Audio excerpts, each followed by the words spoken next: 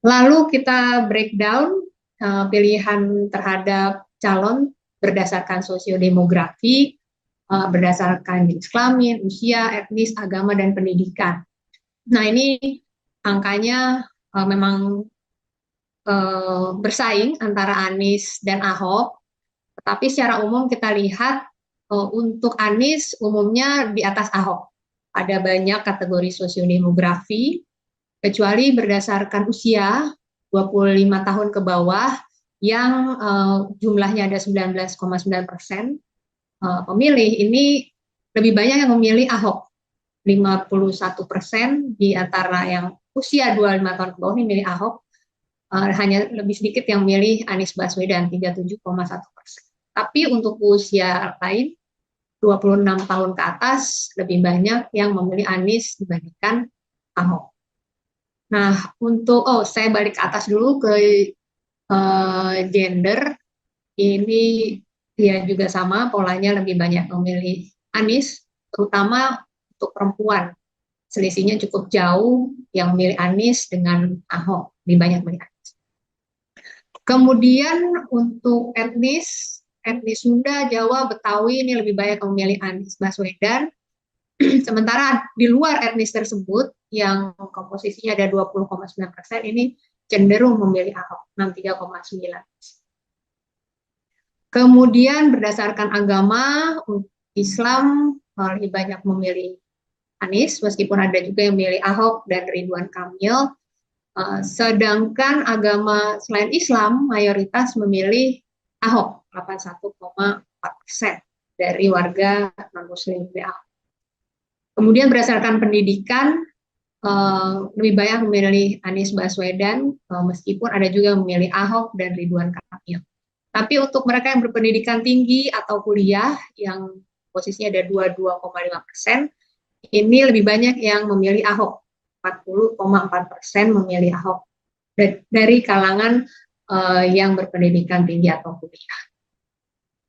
Kemudian berdasarkan pekerjaan ini juga demikian, lebih banyak yang memilih Anies, meskipun cukup banyak juga yang memilih Ahok dan Ridwan Kamil.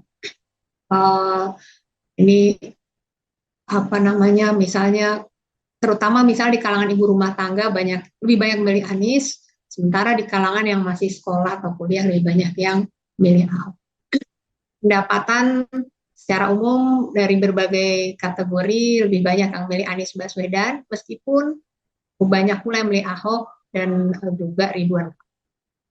Nah, untuk wilayah di sini Jakarta Pusat kita lihat cenderung memilih Anies Baswedan, sementara Jakarta Utara cenderung memilih Ahok.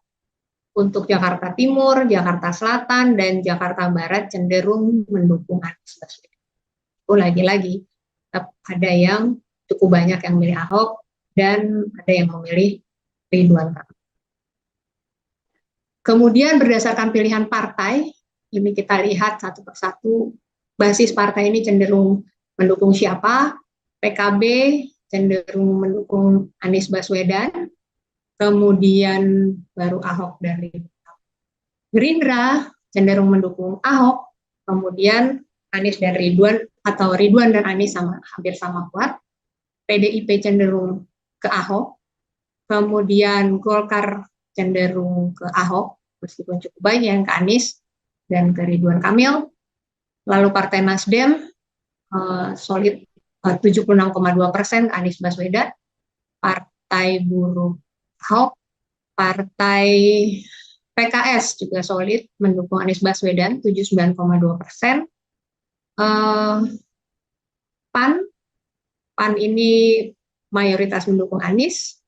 Kemudian Partai Demokrat cenderung mendukung Ridwan Kamil 50,9%. Untuk PSI cenderung ke Ahok 41,8%, walaupun cukup banyak juga ini yang mendukung Anies Baswedan 39,0%. P3 ini bersaing antara Anies dan Ahok, selisihnya cukup dekat, tapi di sini angkanya secara absolut lebih mendukung Anies Baswedan. Oke, itu berdasarkan partai. Nah, sekarang kita lihat kalau di DKI atau di Jakarta, mohon maaf saya masih ke bawah nih, masih DKI aja. Eh, ini banyak yang mengakses media sosial dan juga mengikuti berita, maka kita tanyakan influencer, jurnalis, dan program berita yang paling disukai. Kalau kita tanya siapa influencer tentang sosial media yang warga sukai, Jakarta ini paling banyak yang suka dengan Mbak Najwa Shihab, 23% jawab Mbak Najwa Shihab sebagai influencer atau bintang sosmed yang mereka sukai. Lalu ada Mas Andre Taulani, Atta Halilintar, Deddy Corbuzier, dan seterusnya. Kemudian juga jurnalis yang paling disukai masih Mbak Najwa. Setelah itu ada Bang Karni Ilyas dan Mas Aiman Wicaksono, lalu Bang Adi.